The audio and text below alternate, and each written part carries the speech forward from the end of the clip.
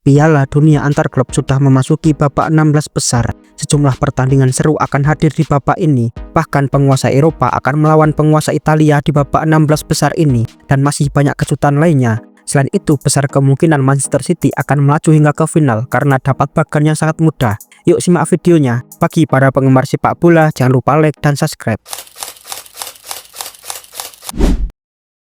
Kompetisi baru ini akhirnya sudah memasuki babak 16 besar setelah terjadi banyak drama seru dan menarik. Dari banyaknya peserta yang lolos ke babak 16 besar, terdapat 4 tim yang berasal dari Brazil. Klub-klub dari Brazil ini bisa mendominasi Piala Dunia antar klub. Mereka bahkan ada yang membuat kejutan dengan mengalahkan klub-klub besar dari Eropa. Selain itu, tim unggulan seperti PSG dan Real Madrid juga lolos meski mendapat kesulitan di babak grup. Kejutan justru dialami oleh Manchester City yang selama babak grup mencatatkan rekor sempurna dengan meraih 3 kemenangan dan menjadi satu-satunya tim yang melakukannya. Pembagian bagan grup sudah dilakukan sejak awal mulainya kompetisi, dan uniknya terdapat bagan yang berisikan klub-klub unggulan. Kita sebut saja bagan A dan bagan B agar lebih mudah untuk memahaminya. Di bagan A, pertandingan pertama mempertemukan dua klub asal Brazil, di mana Palmeiras yang menjadi juara grup A akan menghadapi Botafogo sebagai runner-up grup B. Secara mengejutkan, Botafogo bisa mengalahkan PSG walaupun pada pekan terakhir kalah dari Atletico Madrid. Dalam 5 pertemuan terakhir melawan Palmeiras, Botafogo tidak pernah mengalami kekalahan, sehingga besar kemungkinan Botafogo akan melaju ke perempat final. Pertandingan kedua mempertemukan dua wakil Eropa, yaitu Benfica melawan Chelsea. Benfica menjadi juara grup setelah secara heroik bisa mengalahkan Munchen. Cukup sulit untuk menentukan siapa yang bisa melaju ke babak berikutnya karena keduanya sangat berimbang. Akan tetapi Chelsea lebih berpeluang lolos jika melihat materi pemain dan strategi yang mereka mainkan.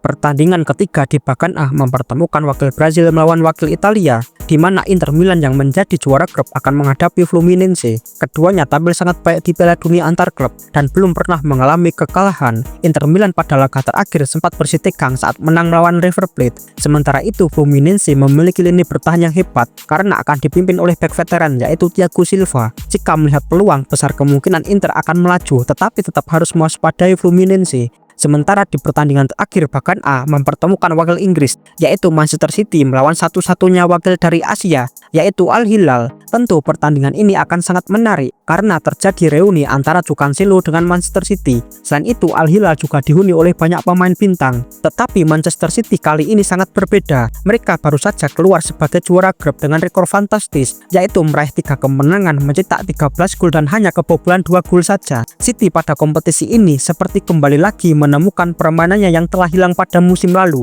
Diprediksi mereka akan bisa mengatasi Al Hilal. Meski begitu, mereka tetap harus waspada karena Al Hilal bisa saja mengejutkan mereka setelah Al Hilal berhasil mengimbangi Real Madrid di pertandingan pertama. Selanjutnya di bagan B akan terjadi pertandingan yang lebih seru dibandingkan dengan bagan A. Pada pertandingan pertama, sang juara Eropa yaitu PSG akan melawan Inter Miami yang diisi oleh banyak pemain veteran seperti Lionel Messi dan Luis Suarez. PSG jelas lebih diunggulkan karena secara kualitas pemain dan permainan lebih unggul dari Inter Miami. Tetapi bisa saja Inter Miami akan memberikan kejutan seperti halnya Botafogo yang bisa mengalahkan PSG di babak grup. Pertandingan ini juga akan menjadi duel menarik antara Nuno Mendes dengan Lionel Messi. Selanjutnya adalah wakil Brazil yaitu Flamengo yang akan melawan Bayern Munchen. Flamengo menjadi juara grup setelah berhasil mengalahkan Chelsea yang secara kualitas pemain di atas mereka. Flamengo juga tidak pernah mengalami kekalahan di babak grup. Sementara Munchen yang menantang Flamengo harus kalah di pertandingan terakhir saat mereka melawan Benfica. Munchen menjadi runner-up cukup mengejutkan karena mereka menjadi tim dengan kemenangan terbesar di kompetisi ini. Setelah pada pertandingan pertama menang 10-0 dari Auckland City, jika dilihat secara kualitas dan permainan, Munchen akan mampu mengatasi Flamengo. Pertandingan ketiga ada dua klub kuda hitam, yaitu pertandingan antara Monterrey dari Meksiko melawan Borussia Dortmund dari Jerman. Keduanya mampu lolos dari babak grup masing-masing. Dortmund lolos setelah unggul poin dari Fluminense, sementara Monterrey mereka menjadi runner-up di bawah Inter Milan. Cukup sulit menentukan siapa yang akan melaju ke babak perempat final karena Dortmund diisi oleh banyak pemain potensial seperti Jude Bellingham, sementara Monterrey diperkuat salah satu bek terbaik di dunia saat ini, yaitu Sergio Ramos. Meski begitu, Dortmund kemungkinan besar akan melaju ke babak berikutnya.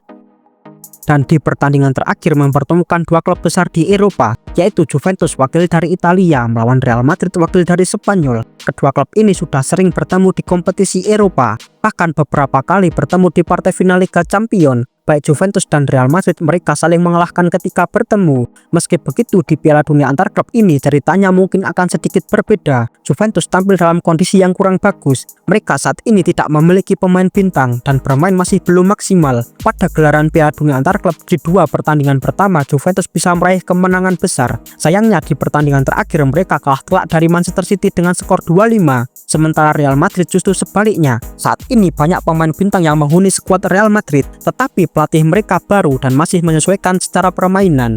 Real Madrid memang kesulitan pada pertandingan pertama setelah mereka ditahan imbang oleh Al Hilal. Namun di dua pertandingan sisa mereka bisa meraih kemenangan dengan skor yang sangat telak. Real Madrid jelas lebih difavoritkan untuk menang pada pertandingan melawan Juventus ini. Jika kita melihat pembagian bagan, dari bagan A sepertinya Manchester City akan melaju hingga ke partai final, karena bagan A dihuni oleh banyak klub yang secara kualitas pemain dan permainan masih jauh di bawah Manchester City. Mungkin City akan mendapatkan persaingan sengit dari Inter Milan dan Chelsea. Meski begitu, keduanya juga masih belum konsisten. Bagan B cukup sulit untuk menentukan siapa yang akan melaju hingga ke partai final. Tetapi tampaknya PSG dan Real Madrid mereka akan bertemu di partai semifinal, dan PSG yang berpeluang besar menjadi tim dari bagan B yang bermain di final. Semua itu masih prediksi dan dalam realitas di lapangan akan berbeda. Memang kami melihat secara permainan dan kualitas pemain dalam prediksi pertandingan ini. Namun di dalam lapangan mental pemain memiliki pengaruh yang sangat besar untuk bisa memenangkan pertandingan.